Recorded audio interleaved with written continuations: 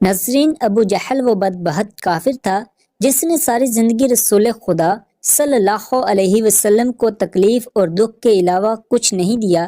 فرعون اور نمرود کی طرح ابو جہل بھی کتے کی موت مرا۔ حضرت عبد الرحمن بن عوف رضی اللہ تعالی عنہ سے مروی ہے کہ جب جنگ بدر کا میدان لگا ہوا تھا کہ معاذ اور مواز میرے پاس آئے، انہوں نے مجھ سے دریافت کیا کہ چچا جان، ان میں سے ابو جہل کون ہے؟ میں نے ہاتھ کا اشارہ کرتے ہوئے ان کو بتایا کہ وہ ابو جہل ہے۔ انہوں نے کہا کہ چچا جان، اس ظالم نے ہمارے نبی صلی اللہ علیہ وسلم کو بہت ہی دکھ اور تکلیف پہنچائے ہیں، اس لیے ہم ابو جہل کو نہیں چھوڑیں گے۔ عبد الرحمن بن عوف رضی اللہ تعالی عنہ فرماتے ہیں کہ جو ہی میں نے ان بچوں کو ابو جہل کا بتایا تو وہ بچے بجلی کی رفتار کے ساتھ ابو جہل کی طرف بھاگے۔ انہوں نے ابو جہل پر ایک زوردار ضرب لگائی۔ ان کی پہلی ضرب سے ہی ابو جہل اونٹ سے نیچے گر گیا۔ پھر انہوں نے ابو جہل کے پاؤں پر وار کر کے اس کا پاؤں ٹانگ سے الگ کر دیا۔ حضرت معاذ رضی اللہ تعالی عنہ بیان کرتے ہیں کہ یہ سب کچھ ابو جہل کا بیٹا اکرمہ دیکھ رہا تھا۔ اکرمہ نے وار کر کے میرے بازو کو کاٹ دیا۔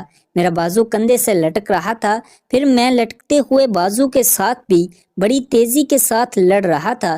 جب بازو نے مجھے بہت ہی زیادہ تنگ کرنا شروع کیا تو میں نے بازو کو اپنے پاؤں کے نیچے رکھا اور زور لگا کر بازو کو اپنے تن سے جدا کر دیا۔ حضرت معاذ رضی اللہ تعالی عنہ سے مروی ہے کہ میں نے موقع پا کر ابو جہل پر پھر وار کیا، جس سے ابو جہل کے جسم سے خون کے فوارے جاری ہو گئے۔ ابو جہل کو موت کی گھاٹ اتار کر یہ دونوں بچے رسول خدا صلی اللہ علیہ وسلم کے پاس جا کر عرض کرنے لگے، یا رسول اللہ صلی اللہ علیہ وسلم، ہم ظالم ابو جہل کو قتل کر کے آئے ہیں۔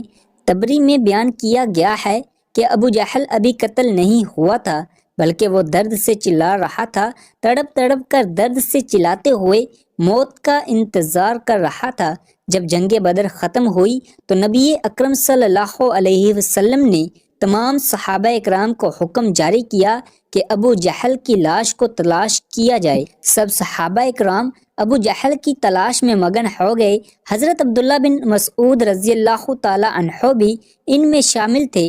حضرت محمد صلی اللہ علیہ وسلم نے تمام صحابہ اکرام کو ابو جہل کی ایک نشانی بتائی کہ ابو جہل کے گھٹنے پر نشان ہوگا۔ صحابہ اکرام نے عرض کی، یا رسول اللہ صلی اللہ علیہ وسلم، ابو جہل کے گھٹنے پر وہ نشان کس طرح آیا تھا؟ آپ صلی اللہ علیہ وسلم نے فرمایا کہ ایک دفعہ میں اور ابو جہل عبداللہ بن جدان کے گھر دعوت میں شامل تھے۔ اس وقت تمہاری عمریں بہت ہی چھوٹی تھیں۔ ہم دونوں میں کسی بات کو لے کر لڑائی ہوئی۔ میں نے ابو جہل کو زور سے دھکا دیا، جس کی وجہ سے ابو جہل زمین پر گر پڑا۔ ابو جہل کے گھٹنے پر گہرا زخم آ گیا۔ وہ زخم تو ٹھیک ہو گیا، لیکن اس کا نشان آج بھی ہے۔ حضرت عبداللہ ابن مسعود رضی اللہ تعالی عنہ فرماتے ہیں کہ میں میدان میں ہر لاش کو الٹا الٹا کر دیکھ رہا تھا کہ مجھے ایک جگہ پر ابو جہل زخمی حالت میں نظر آیا تو میں نے دیکھا کہ وہ ابھی مر رہا نہیں تھا، بلکہ زندگی کی آخری سانسیں لے رہا تھا۔ اس کے جسم سے خون کے فوارے جاری تھے۔ پھر میں نے امام الانبیاء حضرت محمد صلی اللہ علیہ وسلم کی بتائی ہوئی نشانی کو دیکھا تو مجھے یقین ہو گیا کہ یہی ابو جہل ہے۔ میں نے اس کی گردن پر اپنا پاؤں رکھ کر اس کو زور سے گھسیٹا تو درد کے مارے اس کی چیخیں نکل پڑیں۔ میں نے ابو جہل سے مخاطب ہو کر کہا کہ اے خدا کے دشمن، اللہ تبارک و تعالیٰ نے تجھ کو ذلیل و خوار کر کے رکھ دیا۔ ابو جہل مجھ سے کہنے لگا کہ اس میں ذلت والی کیا بات ہے؟ میں تو اس آدمی سے بدلہ لینے کے لیے یہاں آیا تھا جس شخص کو تم لوگوں نے قتل کر دیا ہے۔ اس نے مجھ سے دریافت کیا کہ بتاؤ اس جنگ میں فتح کن کی ہوئی ہے؟ میں نے کہا کہ اس جنگ میں فتح اللہ تعالیٰ کے سچے رسول صلی اللہ علیہ وسلم کی ہوئی۔ پھر اس نے کہا کہ اے ابن مسعود چرواہے، تو بہت ہی اونچی جگہ پہنچ گیا ہے۔ دوسرا قول یہ بیان کیا جاتا ہے کہ حضرت عبداللہ ابن مسعود رضی اللہ تعالی عنہ نے بیان کیا ہے کہ میں نے ابو جہل سے کہا تیرا قاتل میں ہوں۔ ابو جہل نے کہا کہ نہیں، تجھ سے پہلے مجھے کوئی اور قتل کر گیا ہے۔ ایک قول یہ بھی بیان کیا جاتا ہے کہ جب ابن مسعود رضی اللہ تعالی عنہ ابو جہل کے سینے پر بیٹھ کر کہنے لگے، اے اسلام کے بدترین دشمن، تم تو فرعون سے بھی زیادہ بدبخت نکلے۔ فرعون نے بھی مرتے وقت اپنی غلطیوں کو مان لیا تھا کہ میں غلط تھا، لیکن تم تو مرتے ہوئے اسلام کے خلاف بکواس کر رہے ہو۔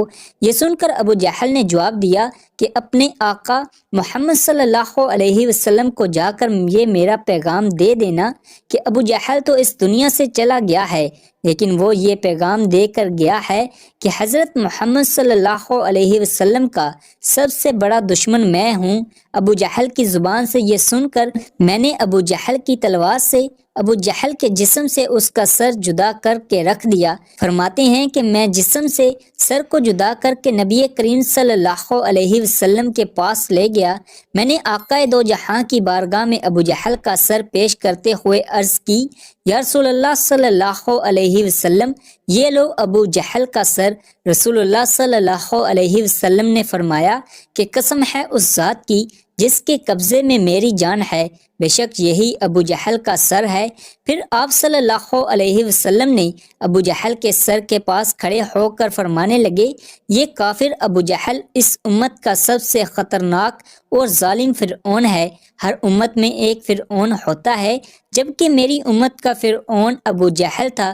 اللہ تعالیٰ کا شکر ہے کہ یہ بدبخت ہلاک ہو گیا۔ روایات میں اس طرح بیان کیا گیا ہے کہ رسول اللہ صلی اللہ علیہ وسلم نے شکرانے کے نفل ادا کیے۔ رسول اللہ صلی اللہ علیہ وسلم کے فرمانے پر ابو جہل کی لاش، سر اور قریش کے 24 سرداروں کو ایک کنویں میں پھینک دیا گیا۔ اس کے بعد رسول اللہ صلی اللہ علیہ وسلم 3 دن میدان بدر میں رہے اور جاتے ہوئے اس کنویں پر بھی گئے تھے جہاں کفار مکہ کی لاشیں پھینکی گئی تھی۔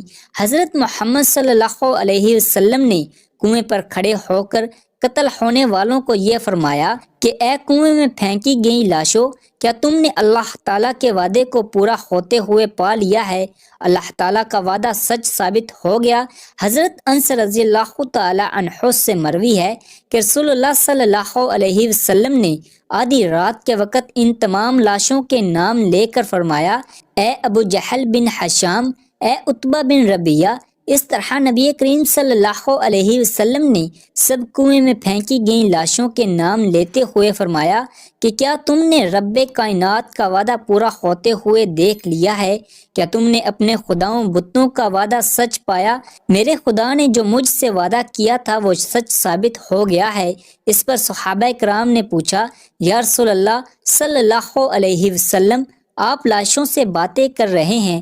تو حضور صلی اللہ علیہ وسلم نے فرمایا کہ جو باتیں میں ان سے کر رہا ہوں تم ان لاشوں سے زیادہ نہیں سنتے ہو، بس یہ لاشیں بول نہیں سکتی، سب کچھ سن رہی ہیں۔ امام طبری لکھتے ہیں کہ محمد بن اسحاق بیان کرتے ہیں کہ بعض علماء کرام نے یہ بات بیان کرتے ہوئے کہا کہ تم لوگوں نے مجھ سے دشمنی کی، بلکہ دوسرے لوگوں نے مجھ سے دوستی کی۔